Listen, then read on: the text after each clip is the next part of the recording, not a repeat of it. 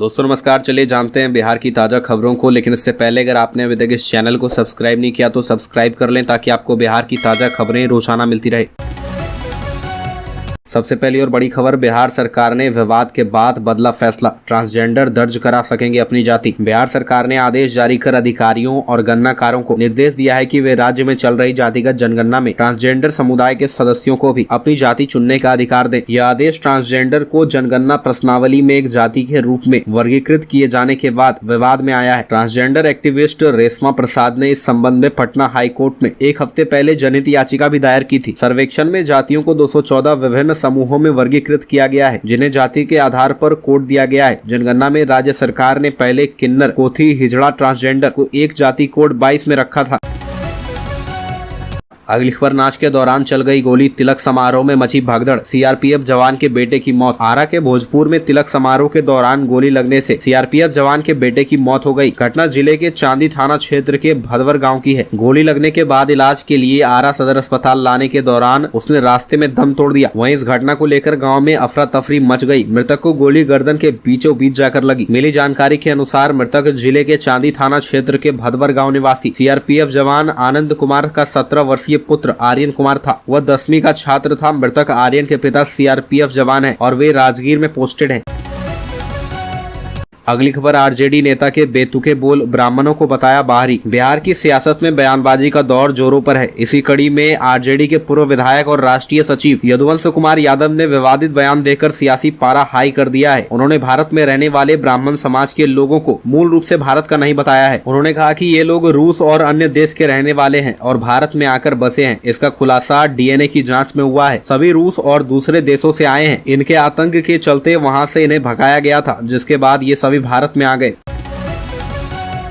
अगली खबर, मधेपुरा में एनएसयूआई कार्यकर्ताओं ने फूका पीएम का पुतला, महिला पहलवानों के समर्थन में उतरे। जंतर मंतर पर धरना पर बैठी महिला पहलवानों के समर्थन में रविवार को मधेपुरा एनएसयूआई कार्यकर्ताओं ने जिलाध्यक्ष निशांत यादव के नेतृत्व में भूपेंद्र नारायण मंडल चौक पर प्रधानमंत्री नरेंद्र मोदी का पुतला दहन किया। बड़ी संख्या में एनएसयूआई कार्यकर्ताओं ने उपस्थित होकर कॉलेज चौक पर सरकार विरोधी नारे लगाए और पुतला दहन किया। कार्यक्रम का नेतृत्व करते हुए एनएसयूआई जिलाध्यक्ष निशांत यादव ने कहा कि अंतर्राष्ट्रीय स्तर पर देश के सम्मान को बढ़ाने वाली महिला पहलवान बीते कई दिनों से यौन शोषण के मामले में धरना दे रही है, लेकिन सरकार संवेदनहीन बनकर चुप्पी साधे हुए है। यह बहुत ही शर्मनाक है। बेटी बचाओ बेटी पढ़ाओ का नारा देने वाली सरकार बेटियों की आवाज को दबा रही है।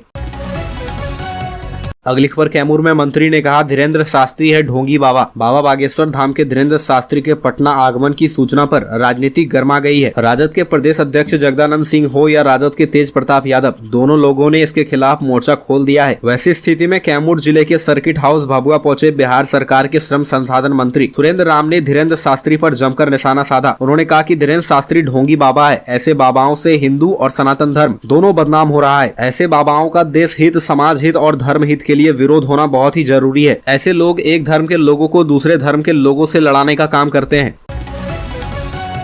अगली खबर, क्या नालंदा से लोकसभा चुनाव लड़ेंगे नीतीश कुमार। जेडीयू सांसद के प्रस्ताव पर मुख्यमंत्री बोले चिंता मत कीजिए, हमको क्या करना है वही करेंगे। बिहार के मुख्यमंत्री नीतीश कुमार का गृह जिला नालंदा आगामी लोकसभा चुनाव को लेकर काफी चर्चा में है। बताया जा रहा है कि सीएम नीतीश यहां से लोकसभा चुनाव लड़ेंगे। अब इस पर उन्होंने अपनी प्रतिक्रिया दी है। नालंदा से लोकसभा चुनाव लड़ने के सवाल पर मुख्यमंत्री ने कहा कि इन सब की चिंता आप लोग मत कीजिए, हमको क्या करना है वह करेंगे। इस दौरान उनसे प्रधानमंत्री नरेंद्र मोदी के मन की बात के 100वें एपिसोड के बारे में सवाल किया गया, जिसे मुख्यमंत्री ने इग्नोर कर दिया। बता दें कि नालंदा से जेडीयू सांसद कौशलेंद्र ने शनिवार को कहा था कि अगर नीतीश कुमार नालंदा से चुनाव लड़ने की इच्छा जताते हैं तो वे सीट छोड़ देंगे। उन्होंने कहा कि आज मैं जो कुछ भी हूं उनकी वजह से ही हूं। उन्होंने मुझे 3 बार सांसद बनाया है। अगली खबर, गया में समलैंगिकता को लेकर भड़का विश्व हिंदू परिषद। समलैंगिकता को लेकर विश्व हिंदू परिषद का इन दिनों पारा गर्म है। खासकर के सुप्रीम कोर्ट द्वारा समलैंगिकता को लेकर जो याचिका सुनवाई के लिए स्वीकार की गई उससे बेहद ही खफा है। विश्व हिंदू परिषद का कहना है कि इससे भारत में समस्त विश्व का मानव जगत पीड़ित है, लिहाजा यह याचिका किसी भी प्रकार से सुनवाई के योग्य नहीं है। विश्व हिंदू परिषद का मानना है कि यह एक अंतर्राष्ट्रीय षड्यंत्र है जो मानवीय मूल्यों, संस्कृति, सभ्यता और आधारित समाज की परिकल्पना को तहस नहस करना चाहता है। यदि समलैंगिक विवाह को कानूनी जामा पहनाया जाता है तो इससे निंदनीय कुछ भी नहीं हो सकता है। परिवार, नाते, रिश्ते, समाज की अवधारणा ही समाप्त हो जाएगी। विश्व हिंदू परिषद का कहना है कि समलैंगिक व्यवहार अप्राकृतिक है।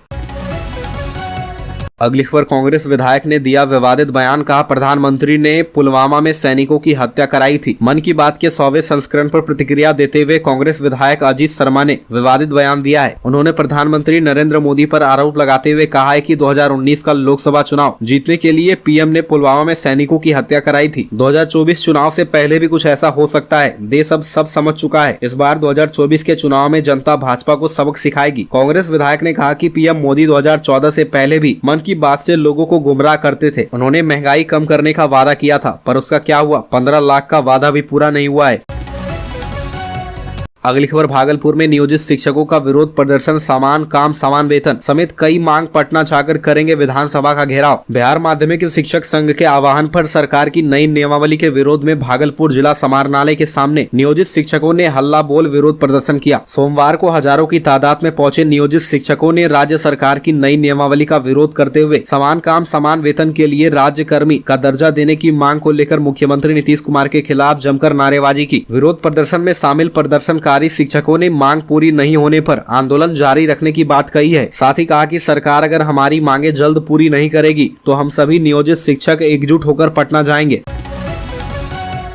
अगली खबर, पुरानी पेंशन लागू कराने को लेकर राष्ट्रीय पिछड़ा वर्ग मोर्चा ने किया भारत बंद। रविवार को राष्ट्रीय पिछड़ा वर्ग मोर्चा द्वारा राष्ट्रीय अध्यक्ष राष्ट्रीय पिछड़ा वर्ग मोर्चा चौधरी विकास पटेल का तथा वामन मेश्राम राष्ट्रीय अध्यक्ष भारत मुक्ति मोर्चा के संयुक्त आह्वान पर भारत के 31 राज्य के 567 जिला मुख्यालय पर राष्ट्रव्यापी चरणबद्ध आंदोलन के चौथे चरण में भारत बंद किया गया। जिला मुख्यालय में प्रदेश प्रभारी संतोष नागवंशी की अध्यक्षता में किला मैदान में एक आक्रोश मार्च निकालकर ज्योति प्रकाश चौक पहुंच शांति पूर्वक सड़क जाम किया गया। इस दौरान बोल 85 जय मूलवासी, गली गली में शोर है, ईवीएम मशीन चोर है नारा लगा रहे थे। वहीं इस दौरान संतोष नागवंशी ने कहा कि भाजपा सरकार तथा आरएसएस द्वारा ओबीसी की जाति जनगणना न करने का विरोध, ईवीएम मशीन को बंद करे, कर्मचारी के पुराने पेंशन योजना के समर्थन में एवं अन्य मुद्दों को लेकर भारत बंद किया गया।